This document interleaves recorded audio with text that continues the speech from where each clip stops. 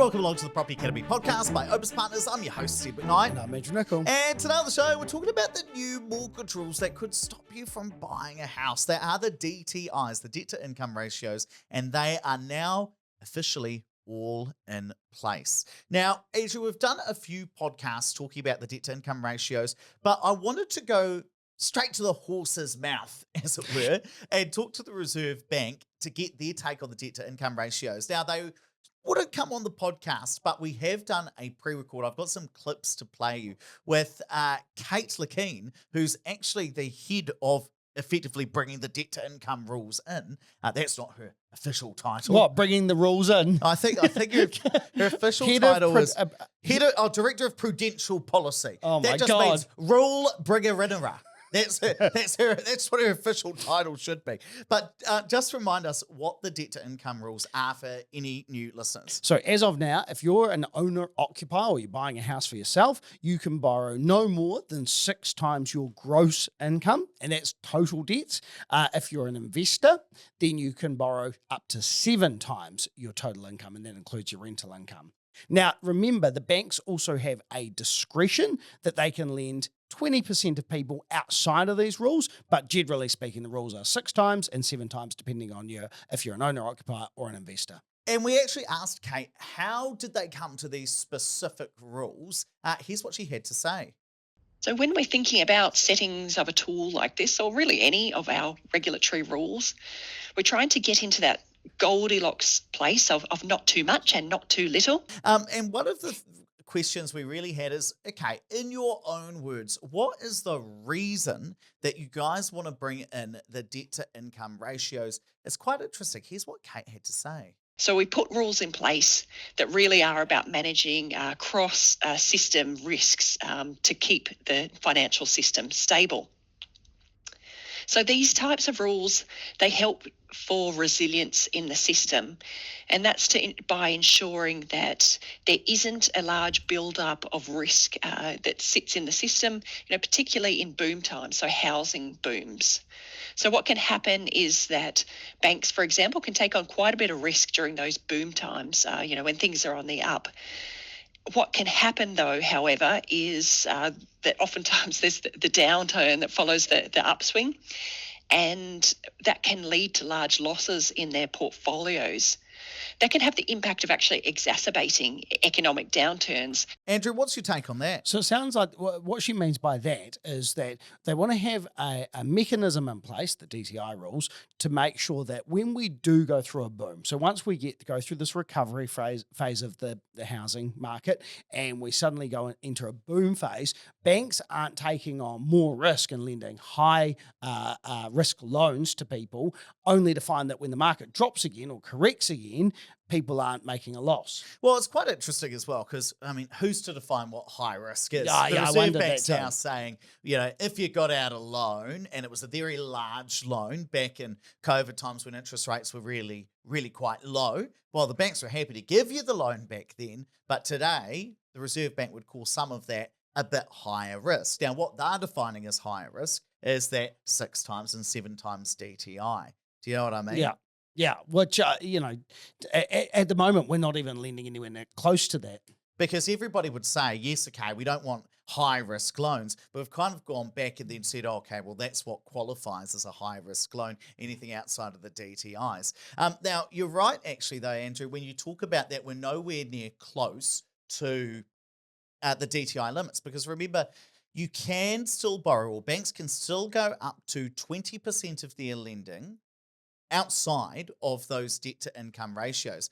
At the moment, first home buyers, only 5% of them are using those, what the Reserve Bank now calls high risk loans. Other owner occupiers, 6.5%, investors, 9%. That is all well below the 20% limit that the Reserve Bank has set. And the way that I kind of think of this is if the speed limit is 100 k's an hour on the road, we're kind of driving at 50 k's an hour at the moment. There's still some room to speed up. But what the Reserve Bank's trying to do is stop that big lending happening when interest rates were very, very low. Back then, up to 40% of property investors were using, we're borrowing above a 7 times debt to income level. And so it probably won't have much of an impact today, but in the future, it might have more of an impact. And the other way that Kate kind of talks about this is a bit of a guardrail. So imagine you're driving your car, we're coming up to a corner, the guardrail's there. So if we're going too fast, we're not going to go off the cliff. But at the moment, we're old nanas driving along because of the high interest so rates. we're nowhere near the guardrail. Oh yeah, we're gonna be able to go right around that guardrail. We're nowhere even close to it. It's all about what happens when interest rates actually come down. And actually, let's listen to Kate specifically talking about that guardrail. It's quite ironic coming from the worst driver I know. I'm a great driver, but everybody thinks they're a great driver, don't they? Here's Kate. We talk about it as a guardrail. So that is, they'll come into place, and during times when the risks are relatively low, they'll be minimally binding.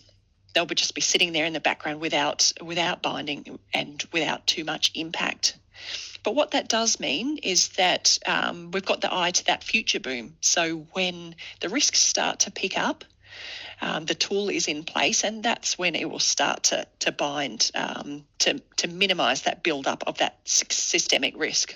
What's your view on that, Andrew? So being minimally binding means that obviously it's going to have zero impact at the moment. So the banks can carry on lending exactly as they are right now. It may change behaviours, like it might make them a bit more conservative, but the rules in theory shouldn't have any impact on their ability to lend. But they're wanting to make sure that as interest rates come down and servicing test rates come down and people's desire to borrow more money increases, that then it kicks in. They don't have to all of a sudden have to try and introduce the rules at that point when, there's quite a long lead up time to actually setting these up with the banks. They've been pretty politically astute here, I think, as well, because let's say that interest rates were lower, like 5%, 4%, where these rules actually would have had more of an impact. Well, if they waited until interest rates were lower for them to bring it in, then it becomes a bit of a political football. The government says, no, we don't want you to stop people lending. But if you bring it in during the hard times, introduce the rule, then when interest rates go down, you're not seen to be taking anything away from a borrower, especially a first home buyer who now says, but because of the Reserve Bank's rule, I used to be able to yesterday, now I can no longer afford this house. If you bring in the rule when they can't afford the house anyway, because the interest rates are too high, as they start to ease, the effect is more gradual. Well, actually, in theory, people should be able to borrow more money over the next wee while as interest rates come down. But the interesting thing is it will have an impact on people. They just don't actually realise it. And by the time they do, and it starts to become a bit of a media storm, that's going to be 3 years into the future. The rule's already in. We've had this rule in for 3 years. What are you all complaining about? The other interesting thing that I wanted to dive into is, when will borrowers actually start to be impacted by these rules? Which is really the same thing as asking, when will interest rates come down to such a point that it's going to be the debt to income ratio stopping you from lending as opposed to the high interest rates? The answer is probably around 2026. We could have a couple of percentage points of interest rates falling before we start to see the banks loosening things up a bit. And then, it's not the interest rate guardrail that's stopping us from lending. It's all of a sudden the DTI. So probably around 2026 is when I'd expect this to really start to have an impact. What sort of interest rate do you think we'd have to have for that to have an impact? My gut feel says the servicing test rate would have to be down around that 7 or 8%. Yeah, so probably interest rates of 5% at that stage. Yeah. And actually, let's see what Kate's got to say about this. The test rates that banks are using to assess affordability at the moment are currently quite high relative to historic standards because of the high rates environment. So they're testing their customers on something like 8.5% to 9% test rates at the moment, which, quite high for recent decades, really, to be honest. How high is it, Andrew? The servicing test rates compared to what it's been in the past? I remember seeing servicing test rates around the 6%. Maybe that was a few years ago, 4 years ago. Yeah, that was when interest rates were very, very low. I know. Those were the days. Back to Kate. That affordability point is the main constraint at the moment on banks lending to borrowers rather than the debt to income policy levels. We do expect, though, that over time, once we start to see interest rates come down, that affordability constraint sort of comes away a little bit, and that's when we'd start to see the DTI restrictions bind. So we don't know exactly what that point is, how far interest rates are going to need to fall before that impact or that binding level starts to come into effect. And that's because there's a range of other factors that go into how banks decide to lend. Now, one other interesting thing that I really wanted to understand is, okay, so you guys at the Reserve Bank have decided that new builds, properties that a developer's chucking up, or the listeners of the show decide to build themselves. Why is it that you've decided to say, well, these rules aren't actually going to apply to new build properties? And here's what Kate had to say about it. One of the ingredients in how house prices move is new builds.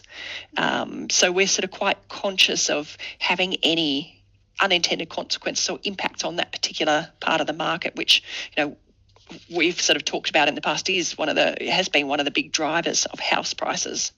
What's your read on that, Andrew? So if they had the unintended consequence of restricting people's lending, and so therefore fewer people add properties into the market, then all of a sudden you've got a supply issue, which then drives property prices up at a faster rate, which is what they're trying to not do through these rules.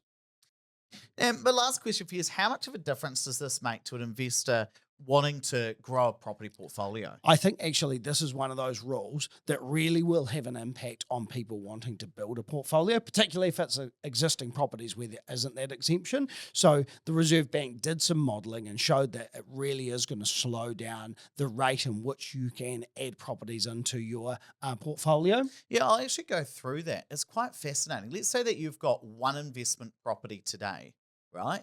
And over the next 10 years, if you just buy new build properties, so you follow the build and hold strategy, maybe you could go from one property up to 6 properties over the next 10 years. So buying another 5.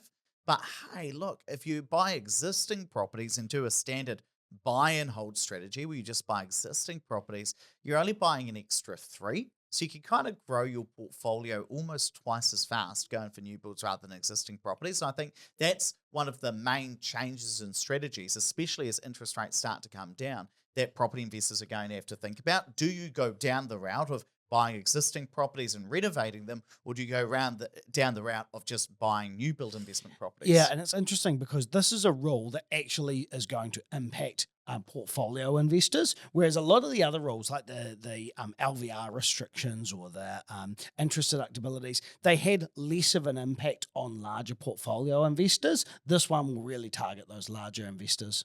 Right, let's wrap it up there, but please don't forget to rate, review, and subscribe to the podcast. It really does help us get the message out to more people. And hey, if you're listening to this on Spotify or Apple and you want to check out Kate, you want to see what she actually looks like while she's having a little chit-chat, some of the graphs we've shared, just Google Opus Partners YouTube. It'll be the first thing that comes up. If you're watching on YouTube, make sure you hit the subscribe button. We release new videos every Monday and Wednesday on here.